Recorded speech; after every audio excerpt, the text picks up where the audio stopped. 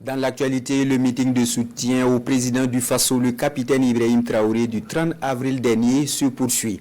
Il est observé aujourd'hui par les populations de la ville de Djibo qui disent non à l'impérialisme et aux propos mensongers du général Langley. Elles réaffirment leur soutien au capitaine Ibrahim Traoré et à son gouvernement. L'ambiance avec Tanga Kafando.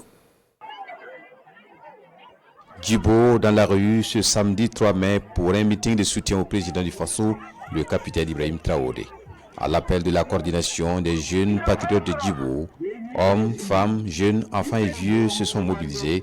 Une mobilisation qui sonne comme une expression de la résilience d'une ville qui a beaucoup subi du terrorisme, mais qui reste debout, engagée et déterminée à continuer la résistance avec les autorités jusqu'à la victoire finale. Nous disons non à l'impérialisme, non aux propos mensongers et diffamatoires du descendant des Africains, le général Langley. La population du Soum et celle de Djibo connaît mieux que quiconque le prix de la liberté, le fardeau de l'asservissement, la souffrance des déplacés forcés, l'angoisse des jours incertains causés par les actes terroristes de tous arts, mais elle est vivante, debout et optimiste.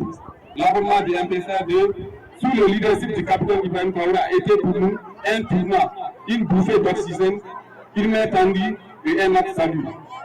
À tour de rôle, les différentes composantes réaffirment leur reconnaissance au gouvernement pour l'attention portée à leur égard, convaincus que la paix, c'est pour bientôt. Sous la conduite ferme et patriotique du capitaine Ibrahim Traoré, le Sud a recommencé à respirer.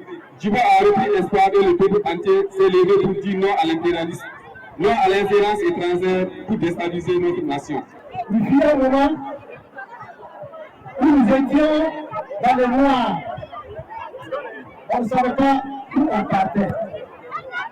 Mais depuis un bout de temps, avec le président Ibrahim Traoré, le RDS et le BDP, chaque matin quand on se lève, on sait qu'il y a une seule voix.